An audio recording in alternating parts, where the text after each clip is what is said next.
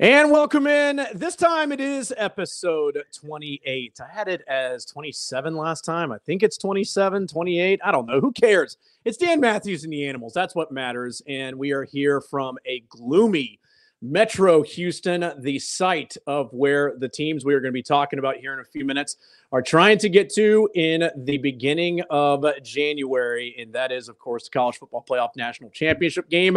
He's back. He's back. Of all the dramatic things I have ever seen, little Susie Waldman for you Yankee fans out there. Remember, you're kind of like Roger Clemens, you know, Matt. He, of course, is the animal, Matt Maltepes. Remember when Roger Clemens, in true Roger Clemens fashion of, nobody could make it more about themselves, but then try to claim, oh, it's not about me. It's about the Yankees organization and everybody else. Then showing up like almost like the Pope, grabbing the microphone in the middle of the game and announcing he's back, and then Susie Waldman just losing her mind in the Yankees radio booth. But anyway, you're not about that type of self-promotion. You're about the self-promotion of giving out winners, and that's what we're in the business of doing. So, buddy, welcome back. It's great to have you back. I'm glad to be back. I'm ready to go in. Not fully there, but pretty close. We're getting there one day at a time. I'm ready to go. Hey, they talk about it all the time in football. There's a difference between hurt and injured, and you're playing through it right now. So, it's championship week. It's all hands on deck. You got to be ready to go, and you're pushing through. And luckily, too, we'll give you a little bit of a break before we get to bowl season and the college football playoff, everything else of the sort before we really have to get you back to full strength. So we got time to do that. So we're good in that regard. All right, the menu today. What are we talking about? Of course, it's championship weekend. All 5 Power 5 championship games are going to matter. And this is the last year that probably we can say that, unless there is a team just on the outside looking in that might be trying to find their way into the field of 12, because right now it's still just the field of 4. And there's 8 teams going for the field of 4. 7 of them are playing this weekend. Ohio State needs a lot to happen if they are going to try to climb their way back into this thing. But of the games we're going to be going over, of course, the Friday night marquee game, probably the game of the weekend, really, if you factor it all in. And that's why I wanted this out of the leadoff spot right here, Matt. But we're going to be talking about Pac-12 championship game between Oregon and Washington. Then we'll get into Florida State-Louisville. Then we'll get into the Big Ten championship game of Michigan and Iowa. And we'll close it out with the Big 12 championship game of Texas-Oklahoma State. That's a huge one for the Longhorns, and also to the one down in Atlanta that seems to have a lot of differences of opinion in terms of how this is going to matter to the overall college football playoff field. And that is, of course, number 1 Georgia taking on number 8 Alabama. So are we ready to fire, sir? Always ready. All right, here we go. I know it, and I can hear it from you right now. Let's start off again. Pac-12 championship game. You're getting stretched out for this one. I think a lot of other people are as well. And it is number 3 Washington taking on number 5 Oregon. Number 5 Oregon, the favorite in this one, a heavy favorite in this one. Almost up to a 2-score favoritism for this one. Actually, it is a 2-score favoritism for this one, even with a 2-point conversion. But, most close to double digits almost. I've seen it as high as 9.5. As a matter of fact, as I looked at it this morning, and, I just reminded myself right now, it's at 10 on some shops right now. So you've got the Ducks as a 10-point favorite in this one. You've got the Huskies as a plus 300 on the money line. If you feel like Michael Penix, Kalen DeBoer, and the Washington Huskies can get it done, then you can win some serious money on the money line. The over-under for this one is 65 and a hook. Matt Maltepes, how are you seeing Friday night in Allegiant Stadium? Yeah, Oregon's been good all year. 4th best against the spread record, and 2-1 against the spread this year. They also have the best margin of victory in the nation at 29.3. Meanwhile, Washington, they have only a 15.0 margin of victory. Oregon has had a tougher schedule this year than Washington. Washington has definitely struggled against their opponents ever since their win against Oregon earlier in the year by 3.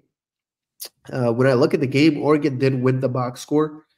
And when I went through all of it, I came to the conclusion that, Oregon probably should have won that game by 3 to 7 points. But with that said, they were on the road. Now we're looking at, they're playing at Allegiance Field, but 10 seems like a lot. if I had to choose who the public's going to be backing here, it would have to be Washington with all the points.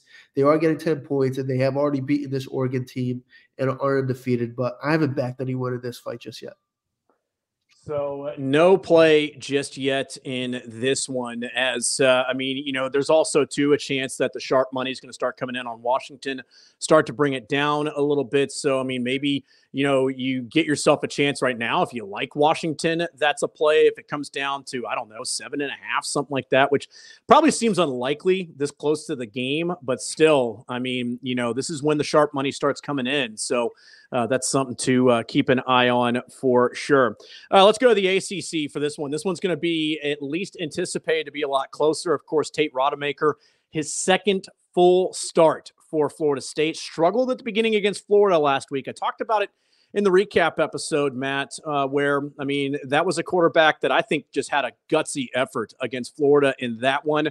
I mean, really, you could probably say what I said about the Iron Bowl. If Auburn was better, they would have beaten Alabama in that game. 4th and 31, 4th and goal from the 31 would not have mattered. In this one, too, I think you could probably say the same about Florida. Graham Mertz is on the field for this one. Florida might win that game. So 2.5 points is all that the Noles are giving in this one. The over-under for this one are, I guess we could give the over-under 47.5 for this one. But the money line, I mean, that's one where I kind of feel like there's a little bit of hedging there. And there's enough value there if you like Louisville to pull off the upset. Plus 110 for that one.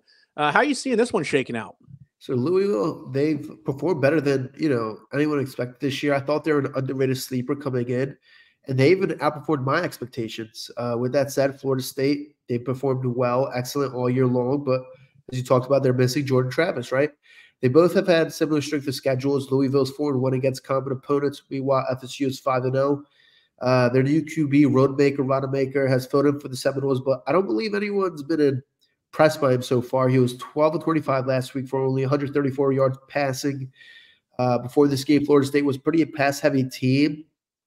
Switching up your offense that quickly is not always easy. Louisville, they're a top 15 team in the nation in putting yards per rush. They're going to force this kid to put the ball in the air to beat them. And Louisville can make you turn it over in the air, ranking top 25 interceptions per game.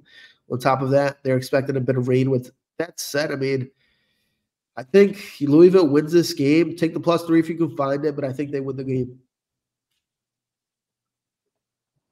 So you're liking Louisville with the points in this one. Like you said, if you can get it to +3, that's the play to have. I mean, I think there's a lot of people who feel the same way about this one. I mean, it's more or less not, a doubt in Florida State. It's a doubt in Tate Rodemaker and what he can do. And Lawrence Tuafili was counted on heavily in that win against Florida. So, here's the other thing is, I'm not a Noles fan by any means, but a good buddy of mine. Shout out Tyler Huck of Saturday Uncensored, the podcast. He's a huge Florida State guy. And, I was talking with him and he said, 12-0. I mean, possibly winning the ACC.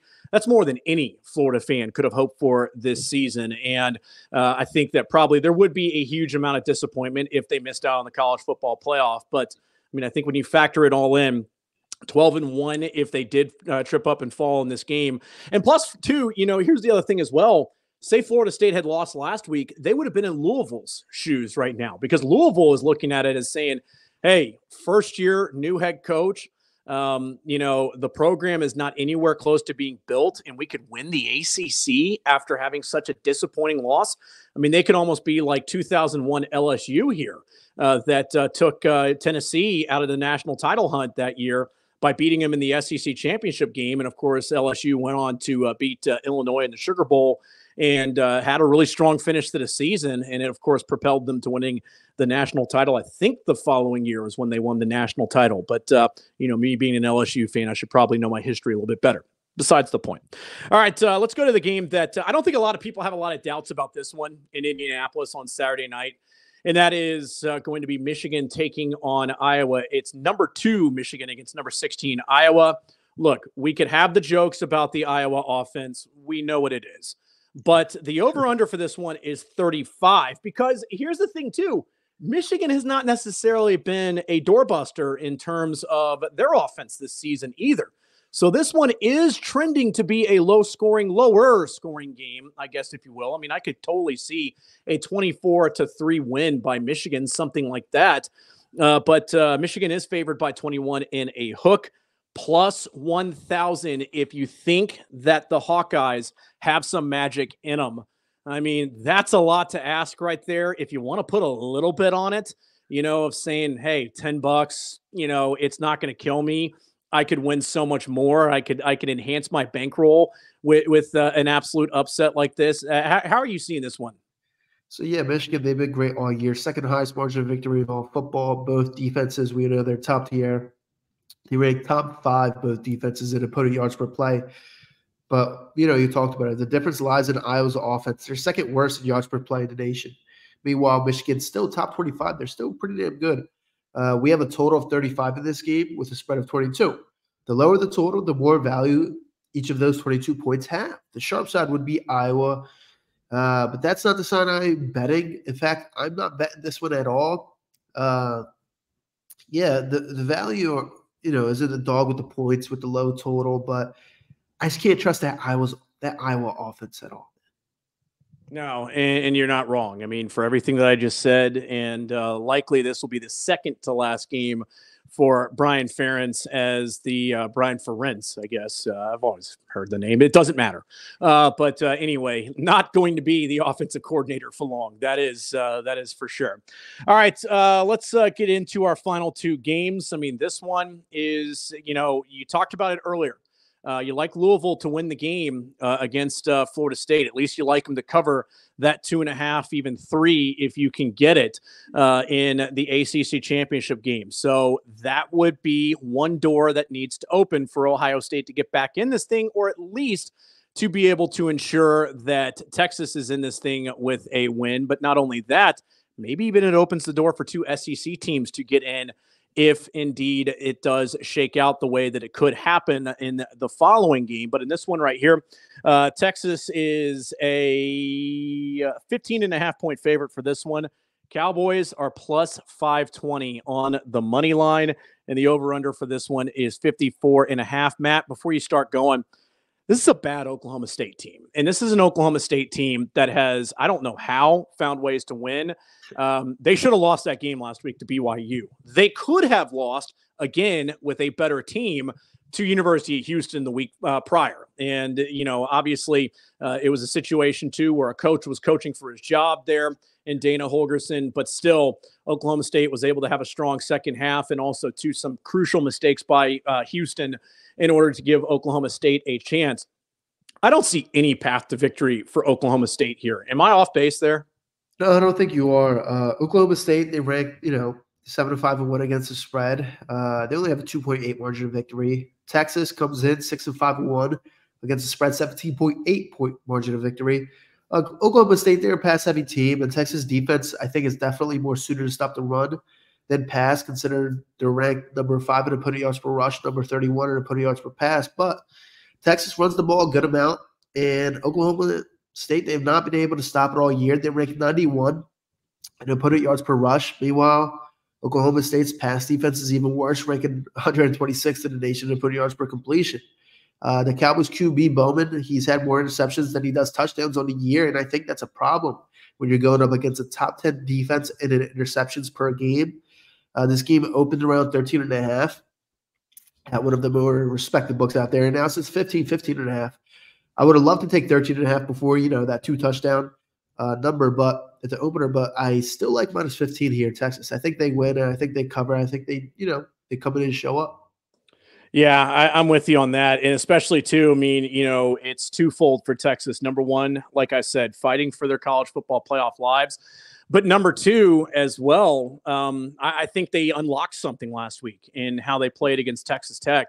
And I think that was kind of a little bit of a, empty the chambers here, if you will. I mean, fire them all if you're Texas in that one of saying, hey, we want to close out our regular season in the Big 12. The final season, we're going to be in the Big 12 on a strong note. Also, too, I mean, you had Joey McGuire, the coach at Texas Tech, talking about how things run through Lubbock. And of course, Steve Sarkisian and the crew was like, oh, it does, huh? Okay. Well, here, eat this. That's what we're going to show you about things running through Lubbock.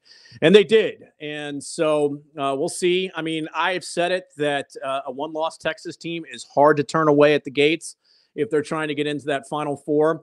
Like you said, too, as well, if Florida State falls in that one, then that absolutely opens the door for Texas to get in, even over a Washington team if they lose that game.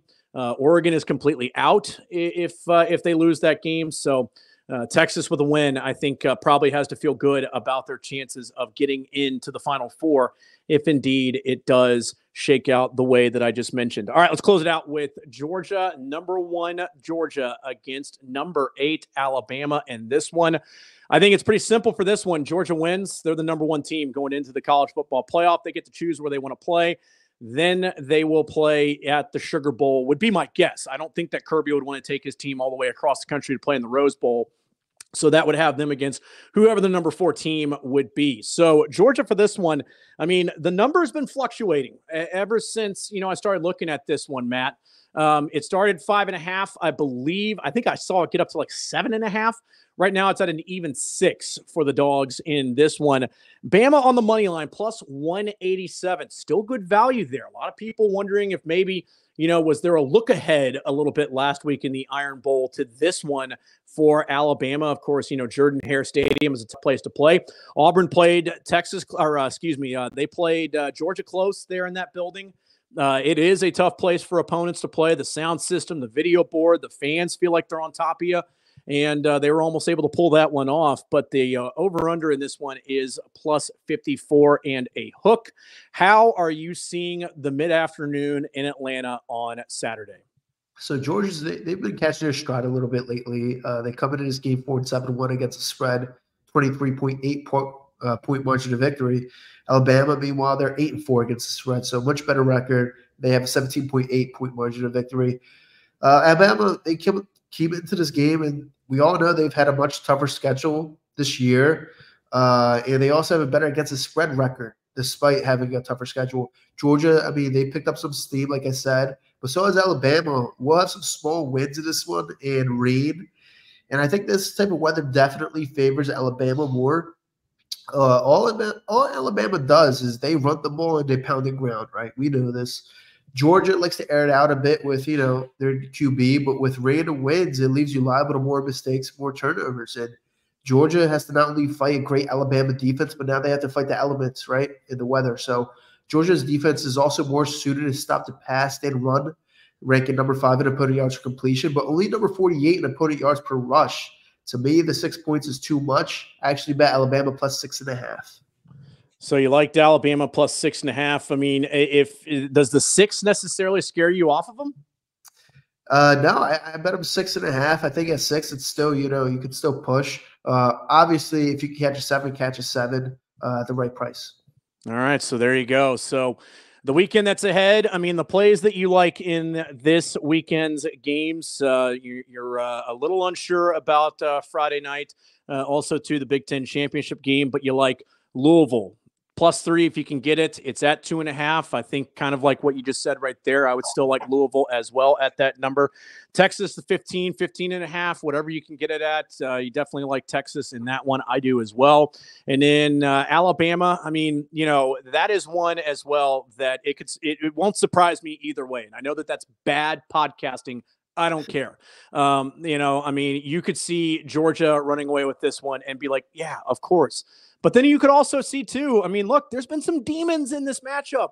And I think the question is going to be, did Georgia truly slay the dragon when they beat them in 2021 at the national championship game in Indianapolis? Or was that just a good night for them?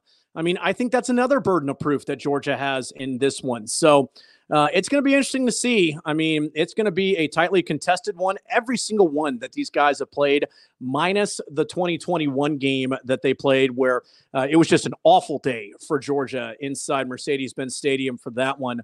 But every other one has come down to a final possession and last-second heaves. In 2012, it was that way. And also, 2018, where Georgia, for whatever reason, decided to run a fake field goal. But also, too, that was also Jalen Hurts showing, hey, this is what I've been doing with Dan Enos and also with Mike Locksley. I'm a more complete quarterback now, and he showed it that day. And he led Alabama back to a win that day. All that stuff doesn't necessarily matter. It's just about, do you let it creep in if you're Georgia? And I guess the burden of proof, like I said, will be on Saturday. If you think the game's a toss-up, I think you got to take the dog, right? With the points. Yeah, I mean, at least it gives you some wiggle room. I don't think there's any doubt about that. So I'm in agreement with you on that. All right. So this has been another episode of Dan Mathews and the Animals. I'm Dan Mathews. He's the animal. He's Matt Maltepes. As we wrap it up here, we remind you to tell your friends about the College Kids channel. Like and subscribe.